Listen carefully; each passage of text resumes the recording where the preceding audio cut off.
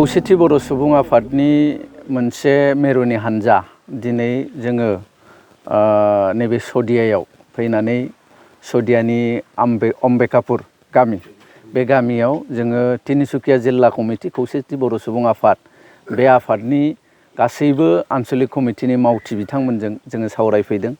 जोङो बे ओनसोलनि हालोद एबा बे ओनसोलनि समस्याफोर बे समस्याफोरनि सायाव आरो खौसेथि बर' सुबुं आफादा आफाद हिसाबै जोङो मा बिबान रुजुननानै बे ओनसोलनि मोजांनि थाखाय हाबा मावनो हायो बिनि बागै बे ओनसोलनि जोंनि मावथिफोरजों जोङो सावरायलायदों। मावथि जथुम महरै जोङो धेमाजि जिल्लानिफ्राय दिनै फैनानै नैबे तिनसुकिया जिल्लानि सदियायाव मोनफैदों। जों इतिमध्य बे ओनसोलनि जोंनि दैदेनगिरि बिथांमोनजों जों रायलायलायबाय। रायलायलायनायनि गेजेराव बिथांमोननि जि अभाब बे अभाबफोरखौ जोंनो फोरमायदों। बिसेसके नैबे जोंनि जि जायगायाव मिटिं जादों बे अम्बेकापुर गामिनि जि बर' रायजो राजा बिथांमोनहा हानि जि मोनसे जेंना दङ बे जेंनाखौ जोंखौ गोसोखांहोदों। जिहेथु बे एकर्डआव मोनसे दफायाव लिरजानाय दङ आरो बेखौ मावफुंथारनांगौ आरो बेखौ मावफुंहोथारनांगौनि थाखाय जोङो बुंबाय थादों सरकारखौ आरो जोंखौ बिथांमोनहा फिन बिनि सायाव गोख्रोङै हाबा मावनो थाखाय जोंखौ खावलायदों। जों भबिष्यतनि दिनाव बिनि बागै खामानि मावनो जोङो सिगांगोन आरो बिसेसके बर' कसारि वेलफेयार अट'नमास काउन्सिल बे काउन्सिलनिफ्राय जिहेतु नैबे ओनसोलनि रायजो राजाफ्रा बे काउन्सिलखौ जोनोम होनायाव जथेस्थ' बिहोमा दङ।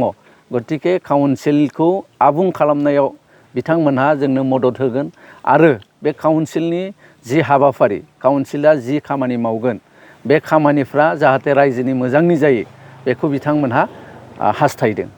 गिबियावनो तिनसुकिया जिल्ला खौसेथि बर' सुबुं आफादनि जानानै जोङो मिरु आफादनि दिनैनि नैबे मावथि जथुम मेलाव जोंनि जिल्लायाव सफैनो हानाय जोंना मिरु आफादनि मानगोनां आफादगिरि गाहाय नेहाथारि बिथांमोननिसिम जों गिबियावनो साबायखर बावो आरो लोगोसे रादाब बुथुमगिरि बिथांमोननिसिमबो जोङो तिनसुकिया जिल्लानि जानानै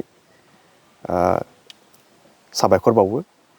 दा बेवहाय दिनै जोङो मिरु आफादनि मानगोनां आफादगिरि गाहाय नेहाथारिजों लोगोसे बिबानगिरि बिथांमोन फैनानै दा जोंनि जिथुनि मावथि जथुम दा बेवहाय गिबियावनो जोंना हा हुनि जेंना लोगोसे जिल्लानि माखासे गोबां जेंना बेफोरखौ लानानै जोङो गुवारै सावरायो आरो लोगोसे फैगौ समाव जोंहा खौसेथि बर' सुबुं आफादा